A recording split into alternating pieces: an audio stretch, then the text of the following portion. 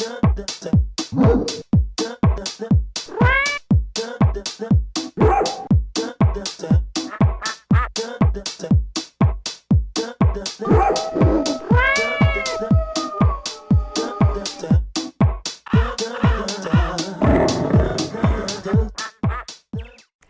Animal Ark, the largest no-kill animal welfare organization in Minnesota, I'm Beth Nelson. And I'm Mike Fry. Normally you can catch us live Sundays at noon on Animal Wise Radio, but today we're dropping the radio gear so we can come to you on your television sets and tell you a story using this big screen behind us.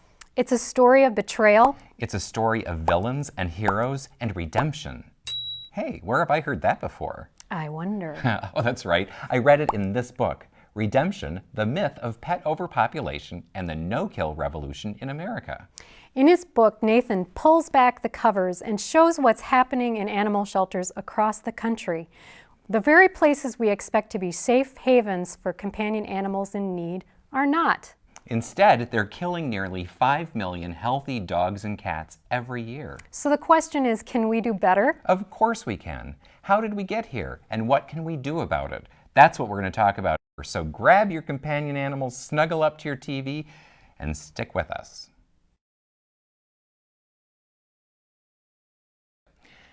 The traditional view that explains unnecessary shelter killing comes from these people over here, the shelters that are actually doing the killing.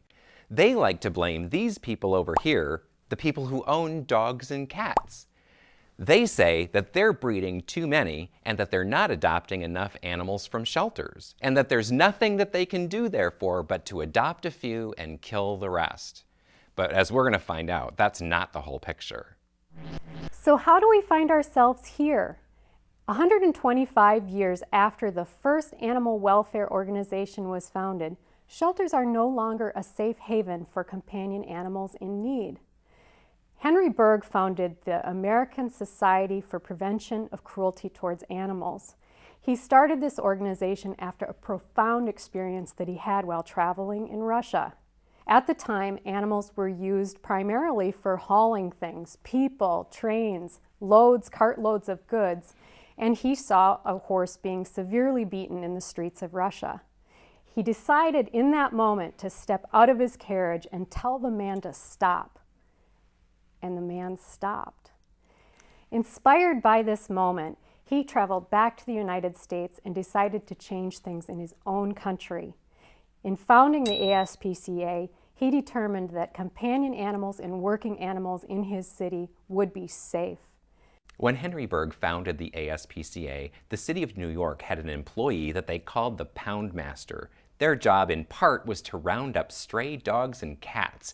They would be loaded into cages and dumped off the end of the pier in Brooklyn and drowned, or they would be shot in the public square.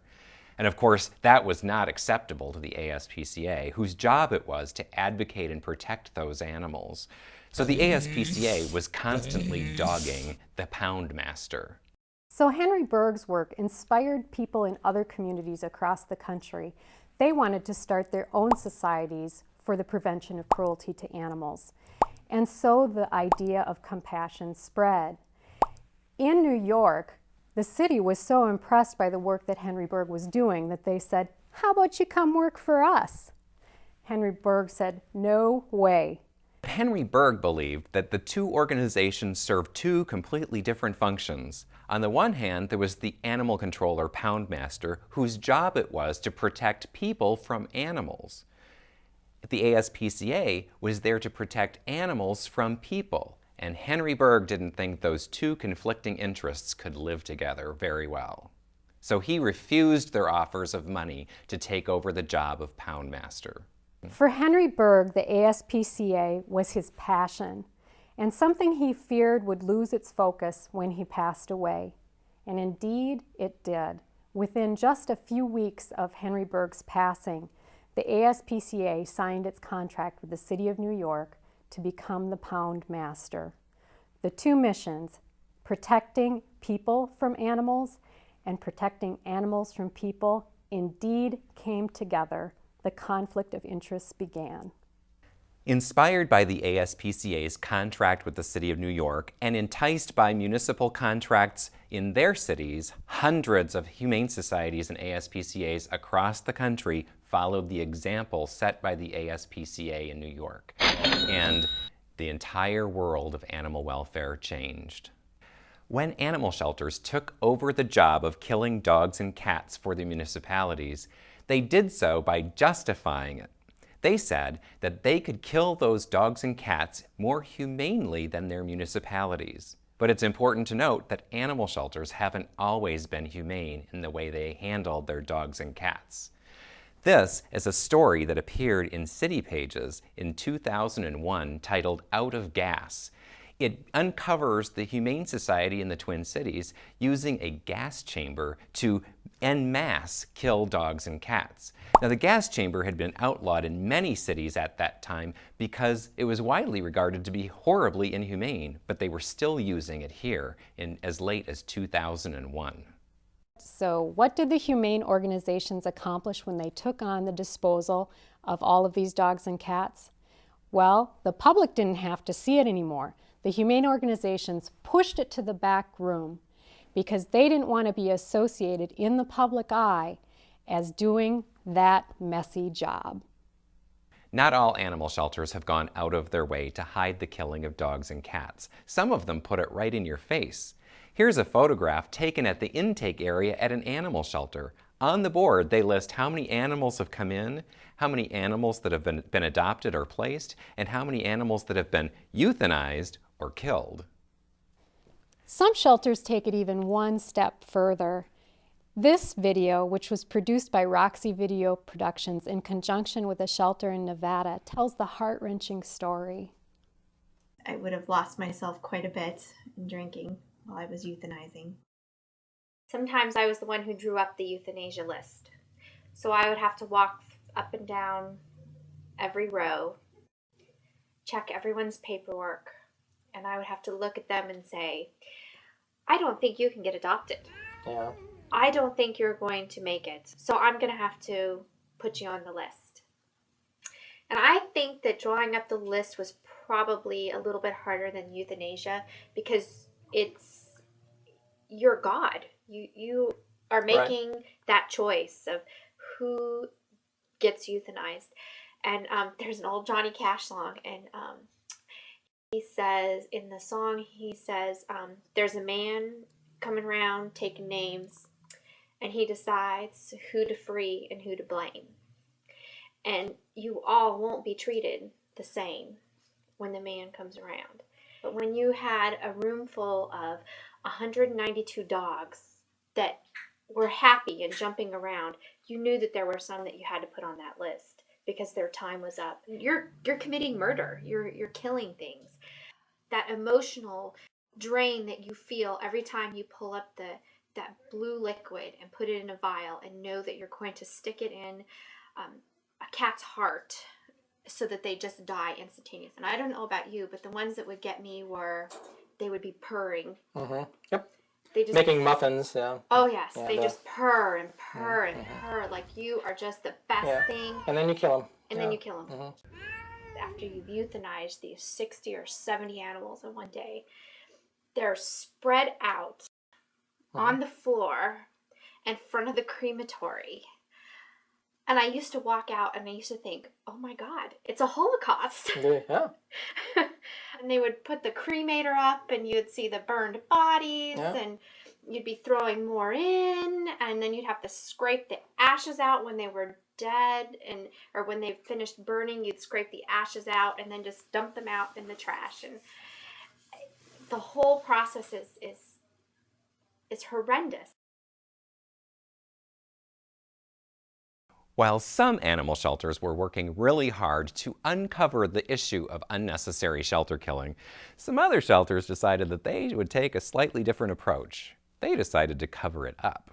So rather than report the actual numbers of animals that they were euthanizing, they would only report the numbers of so-called adoptable animals that were placed into new homes. And thereby, they covered up the mass disposal of shelter animals.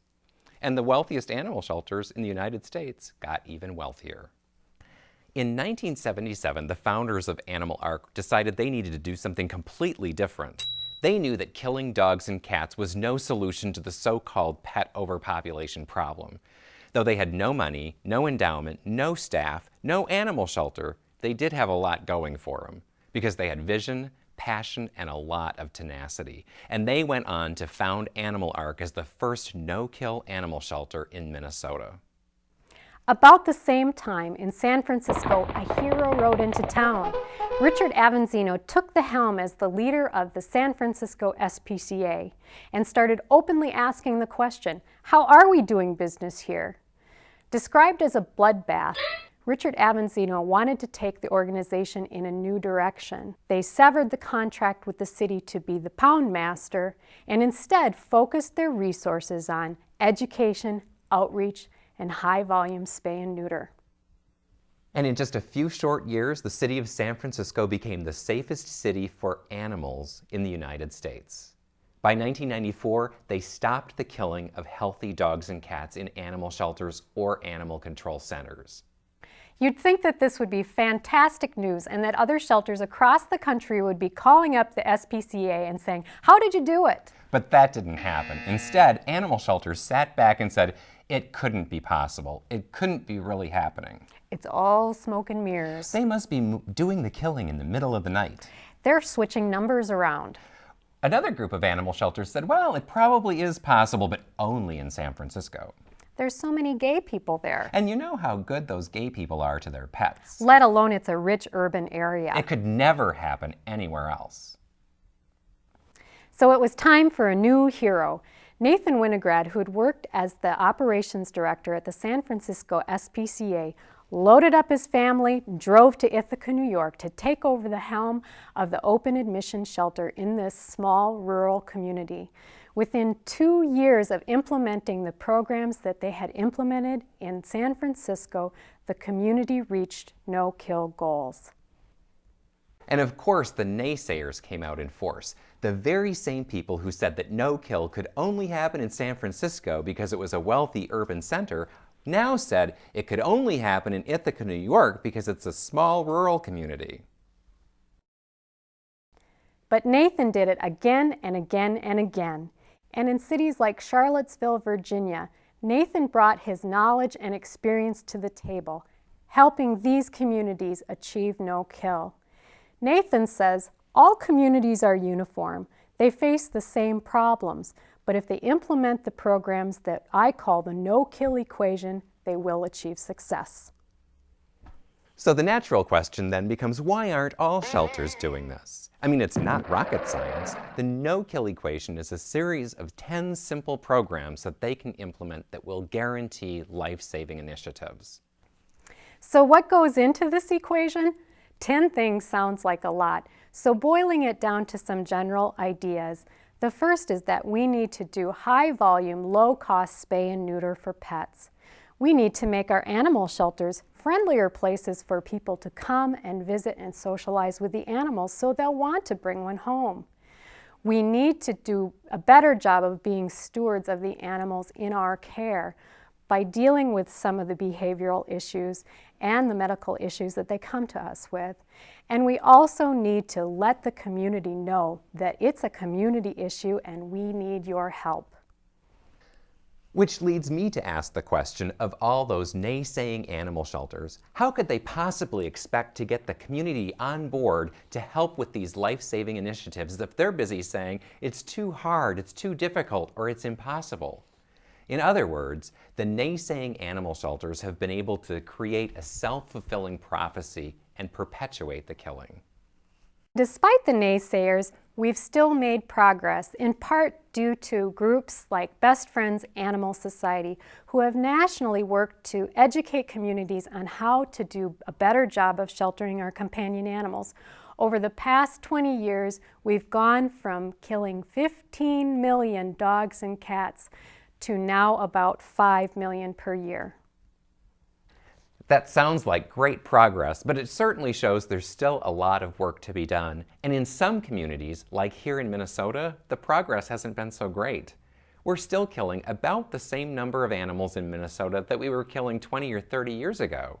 In the Twin City metro area alone, animal shelters destroy about 20,000 dogs and cats every year, and most of them are perfectly healthy. But here in Minnesota, Animal Ark is working to change that. Historically, we've been a tiny little fish in a really big pond, so our impact overall has been relatively limited, but that's starting to change too. And over the years, we've learned that we can find homes for virtually any animal so long as it's not terminally ill or seriously dangerous to people. But maybe we should let the animals from Animal Ark tell you that story.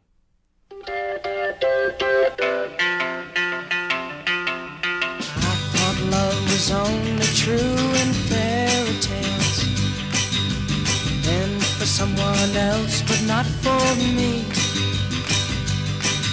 Our love was out to get me, that's the way it seemed. Disappointment haunted all my dreams. Then I saw her face, now I'm a believer. Not a trace of doubt in my mind. I'm in love, I'm a believer. I couldn't leave her if I tried. I thought love was more or less a given thing.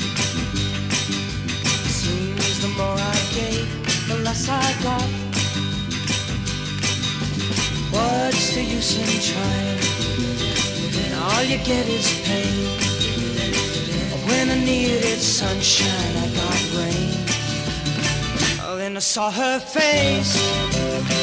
Now I'm a believer. Not a trace of doubt in my mind. I'm in love. I'm a believer. I couldn't leave her if I tried.